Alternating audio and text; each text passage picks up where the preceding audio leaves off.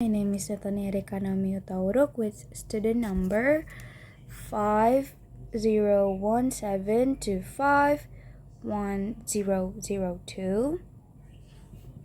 And today I will be talking about the Le Maitre classification for pyroclastic.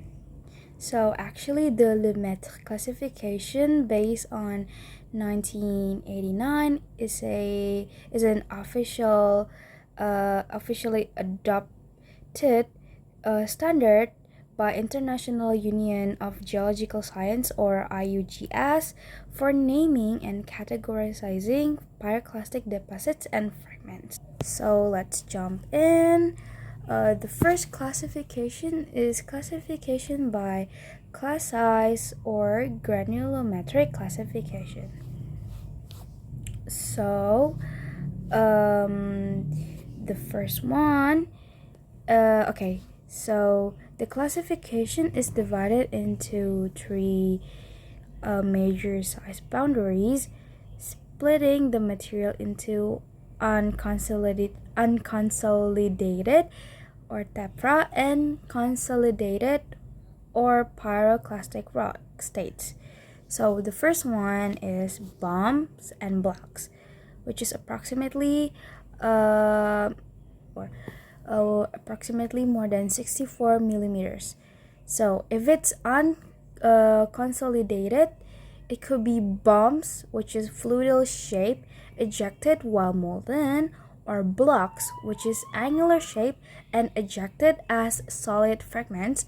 Or if it's consolidated, it could be pyroclastic breccia, or mostly blocks, or agglomerate, or mostly bombs. Okay, second is lapilli, which is 2 millimeters to 64 millimeters. Okay, so if the lapilli is unconsolidated, then it's lapilli, but if it's consolidated rock, then it's lapilli stone. Then the last for these categories is ash, which is less than 2 millimeters. If the ash is unconsolidated ash, then this is further split into coarse ash, which is 1 per 16 millimeters until 2 millimeters, and fine ash or dust, which is less than 1 per 16 millimeters. And if it's consolidated rock, then it will be tuff, or coarse tuff, or fine tuff. Now, next is classification by fragment composition for tuffs. So, when dealing specifically with fine-grained pyroclastic rocks or tuff, which is around less than 2 millimeters, Le Maitre introduced a ternary classification based on the relative abundance of three primary components, which is phytic fragments or volcanic glass shards and pumice fragments, then lithic fragments, which is pieces of pre-existing volcanic, sedimentary, or metamorphic rock shattered during eruption, and then crystal fragments, which is individual mineral crystal or crystal pieces that grew in the magma chamber before eruption. For example, is feldspar, quartz, or biotite.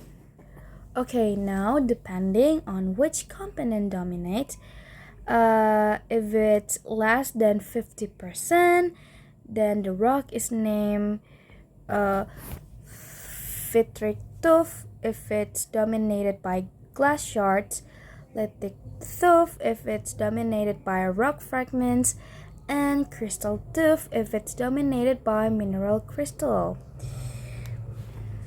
Then 3 is mixed pyroclastic epiclastic tuffes.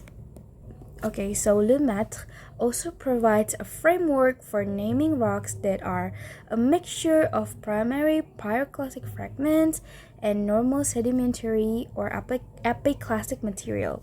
So, for pyroclastic rocks, which is more than 75% of pyroclasts, it will be named true tuffs, lapillistones, and breccias.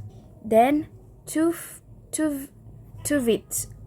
So two vits if it's 25% through 75% pyroclast, which means it's mixed rocks containing both volcanic ejecta and normal sedimentary like sand or mud.